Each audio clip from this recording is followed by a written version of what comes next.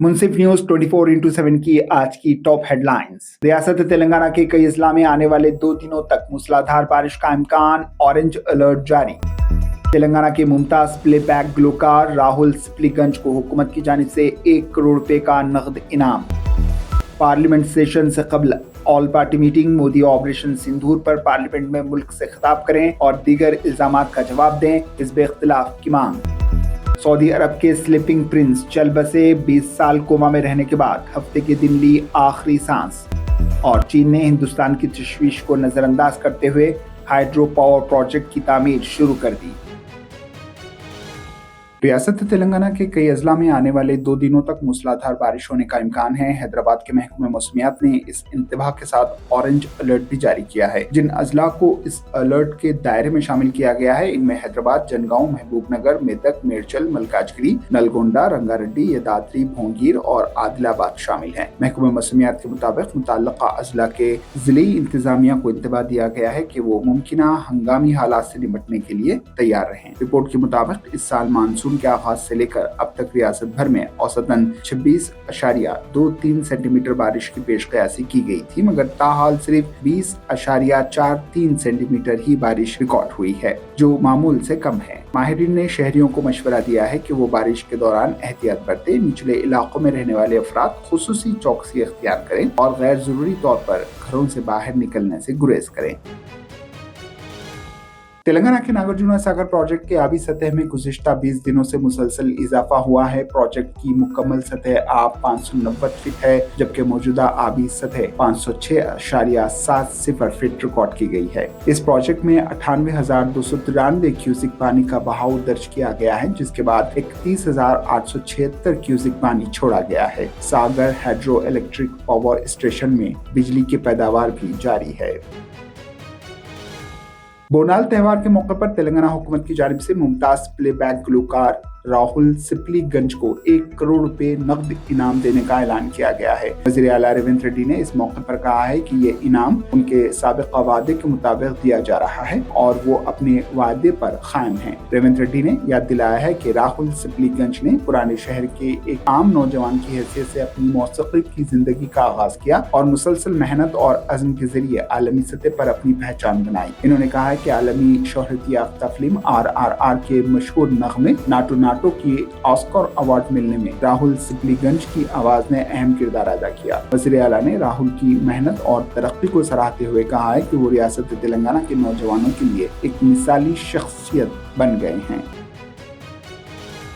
हरियाणा के एक गांव में पेश आए हैरान कुन वाक़े ने सबको चौंका दिया, जहां नाबालिग बच्चों ने हुंडई कार चलाकर गली में हंगामा मचा दिया। बच्चों के हाथों कार ऐसी बेकाबू हुई कि रास्ते में खड़ी कई गाड़ियों और राहगीरों को भी नहीं बख्शा। खुशकिस्मती से कोई जानी नुकसान नहीं हुआ, लेकिन ये वाक़या कई संगीन सवालात छोड़ गया। वाक़या 16 जुलाई का है, जब कुछ नाबालिग बच्चों ने गाँव की गली में हुंडई कार दौड़ाना शुरू की, मगर इन्हें ना ब्रेक का इल्म था और ना ही गाड़ी पर काबू पाने का तरीका आता था। इनके इस ड्राइव से गली में अफरा तफरी फैल गई।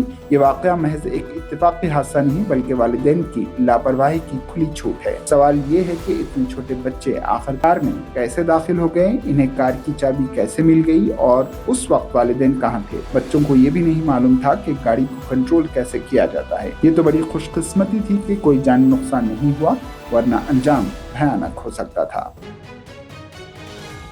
हुकूमत की जानिब से इतवार के रोज कुल जमाती मीटिंग बुलाई गई, जिसमें हिज़्ब इख्तिलाफ के लीडरान ने कहा है कि वज़ीर आज़म नरेंद्र मोदी ऑपरेशन सिंदूर पर पार्लियामेंट में मुल्क से खिताब करें और बिहार में वोटर लिस्ट और अमेरिकी सदर डोनाल्ड ट्रंप के इल्जामात का जवाब दें। कुल जमाती मीटिंग में शिरकत के बाद कांग्रेस के रुकन पार्लियामान गौरव गोगोई ने कहा है कि इस सेशन में हम पहलगाम के बारे में बात करेंगे। वज़ीर आज़म मोदी को सरहदी तनाज़ा, हर शहरी के वोट का हक और बिहार में वोटर लिस्ट पर नजरसानी से मुताल्लिक़ मसाइल पर पार्लियामेंट में कौम से खिताब करना चाहिए। उम्मीद है कि वज़ीर आज़म अपना अखलाकी फरीज़ा पूरा करेंगे। समाजवादी पार्टी के राम गोपाल यादव ने कहा है कि इन्होंने पहलगाम दहशतगर्दाना हमले और इसमें इंटेलिजेंस की नाकामी, ऑपरेशन सिंदूर के दौरान अमेरिकी सदर के जरिए फौजी कार्रवाई रोकने के और 5 जेट तैयारों को मार गिराने के बयान के हवाले से मीटिंग में मुल्क की खारजा पॉलिसी की नाकामी का मामला उठाया। इन्होंने कहा है कि खारजा पॉलिसी की नाकामी की वजह से दुनिया के किसी दूसरे मुल्क ने ऑपरेशन सिंदूर पर हमारा साथ नहीं दिया।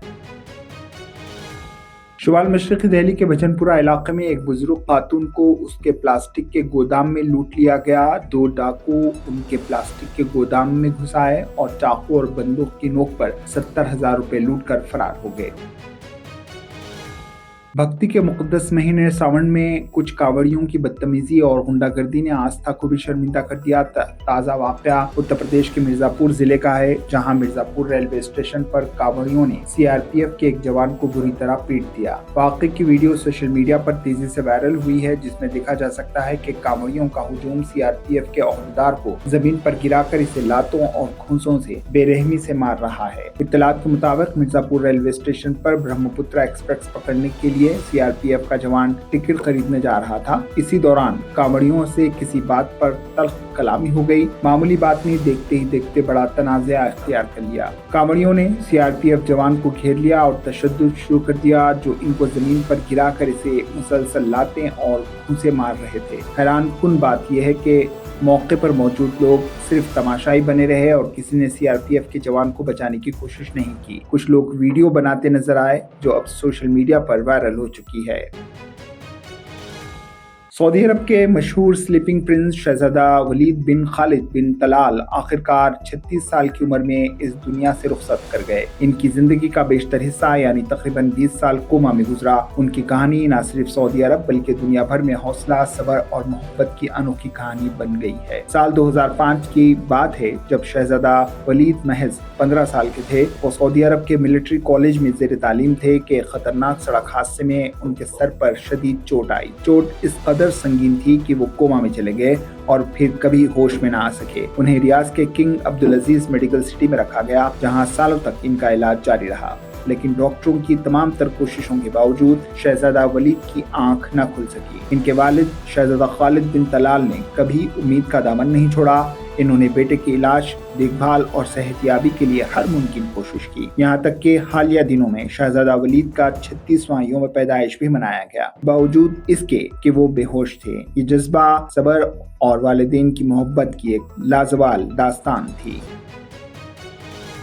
चीन ने हिंदुस्तान की तशवीश को नजरअंदाज करते हुए तिब्बत खुद मुख्तार इलाके में यारलिंग सांगपू नदी के निचले इलाकों में तकरीबन 1.2 ट्रिलियन युआन यानी 167.2 बिलियन अमेरिकी डॉलर की लागत से हाइड्रो पावर प्रोजेक्ट की तामीर का आगाज कर दिया।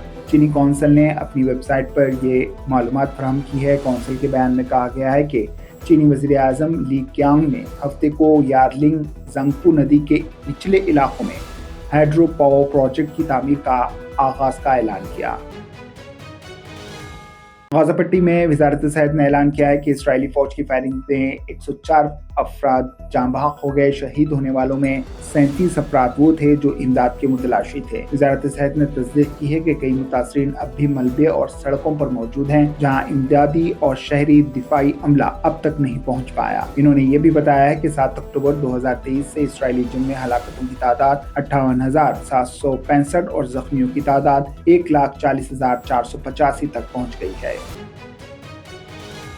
वियतनाम में हफ्ते के रोज एक कश्ती को अचानक मूसलाधार बारिश के दौरान हादसा पेश आया, जिससे कश्ती गहरे पानी में अपना तवाजुन बरकरार न रख सकी। इस हादसे में कश्ती में सवार 18 अफराद हलाक और बाकी लापता हो गए। यह हादसा वियतनाम की खलीज हालोंग में पेश आया। सरकारी ज़राए के मुताबिक कश्ती पर कुल 48 मुसाफिर सवार थे, जबकि 5 अमले के अरकान भी थे। ये सयाह यूनेस्को के एक लोक विरसा मरकज की सयाहत के लिए आए थे कि कश्ती को हादसा पेश आया। इस मौके पर मुहाफिजीन ने 12 को बचा लिया, जबकि 18 की लाशें समंदर से निकाल ली गई हैं।